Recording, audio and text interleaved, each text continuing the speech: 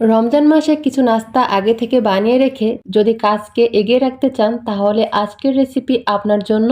ঘরে ডিম আর আলু থাকলে বানিয়ে নিতে পারবেন মজাদার এই নাস্তা। ফ্রোজেন করে রাখতে পারবেন 1 মাস পর্যন্ত। এখানে 4টা সিদ্ধ আলু নিয়েছি আর 3টা সিদ্ধ ডিম নিয়েছি।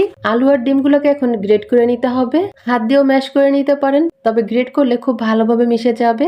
আলুগুলো গ্রেট করে নেওয়ার পরে এবার ডিমগুলো গ্রেট করে নিব। চাইলে কিন্তু ডিমের পরিমাণ আরও বাড়িয়ে বা কমিয়ে দিতে পারেন। এখানে নিয়েছি মাঝারি সাইজের 2টা টমেটো কুচি, 5টা 6টা কাঁচামরিচ কুচি, মাঝারি সাইজের 2টা পেঁয়াজ কুচি আর 2 টেবিল চামচ ধনিয়া পাতা কুচি। দিয়ে দিচ্ছি 1 চা চামচ চিলি ফ্লেক্স, 1 চা চামচ গরম মশলা, হাফ চা চামচ জিরার গুঁড়া, হাফ চা চামচ ধনিয়ার গুঁড়া আর হাফ চা চামচ লবণ বা স্বাদ মতো লবণ। সব কিছু একসঙ্গে ভালো করে মিশিয়ে নিব। এই তো ভালো করে মিশিয়ে নিয়েছি। এখানে নিয়েছি সাসলিক কাঠি। কাঠিগুলোকে আমি পানিতে ভিজিয়ে রেখেছিলাম। এখন কিছুটা মিশ্রণ নিয়ে এইভাবে হাতের মধ্যে একটু লম্বা করে নিব, তারপরে সাসলিক কাঠির মধ্যে গেঁথে নিব। এই তো একটা নাস্তা রেডি হয়ে গিয়েছে। এইভাবে আমি সবগুলো নাস্তা রেডি করে নিব। নাস্তাগুলোকে আমি চিকন চিকন করে বানাচ্ছি, আপনারা চাইলে কিন্তু আরো মোটা করেও বানাতে পারবেন। যেহেতু আলু দিয়ে বানাচ্ছি, এটা পাতলা হলে ভাজা বেশি ভালো হবে আর খেতেও কিন্তু ভালো লাগবে। একটা একটা করে অনেকগুলো নাস্তা বানিয়ে নিয়েছি আর বানানোর পরে কতটা লোভনীয় লাগছে। বাকি যে মিশ্রণটা রয়েছে এই মিশ্রণ দিয়ে আমি অন্য একটা শেপ দিয়ে বানিয়ে নিব। এখান থেকে কিছুটা মিশ্রণ নিয়েছি আর এখানে নিয়েছি আইসক্রিমের যে কাঠি এগুলো আমি অনলাইন থেকে দারাজ থেকে কিনেছিলাম। আইসক্রিমের এই কাঠির মধ্যে গেঁথে নিব। এই যে একটা ললিপপ বানিয়ে নিয়েছি। এগুলো আমি ললিপপের শেপ দিয়ে আপনারা আপনাদের পছন্দ মতো শেপ দিয়েও কিন্তু বানাতে পারবেন। আরও একটা বানিয়ে নিলাম। সেম ভাবে সবগুলোকে বানিয়ে নিয়েছি।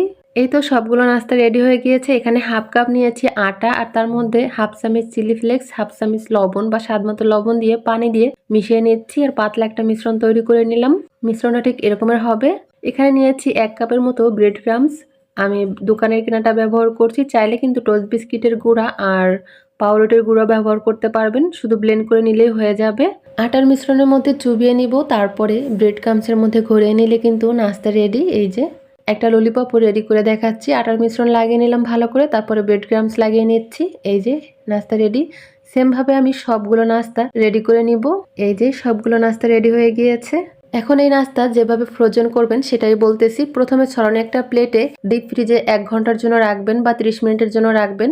যখন শক্ত হয়ে যাবে তখন এয়ারটাইট বক্সে ভরে আবারও ডিপ ফ্রিজে সংরক্ষণ করে রাখতে হবে। এটা কিন্তু নর্মাল ফ্রিজে ভালো থাকবে না। অনেক আপু প্রশ্ন করেন যে এটা কি আবার নর্মালে রাখবো না ডিপে রাখবো। অবশ্যই ডিপ ফ্রিজে রাখতে হবে, তা না হলে নষ্ট হয়ে যাবে। যখন ভাজবেন তার 10-15 মিনিট আগে বের করে নেবেন বা আধা ঘন্টা আগে বের করে নেবেন, তারপরে ভেজে নিলেই কিন্তু নাস্তা রেডি হয়ে যাবে। এটা মিনিমাম 15 থেকে 20 দিন পর্যন্ত ভালো থাকবে, তবে 1 মাসও রেখে খেতে পারবেন।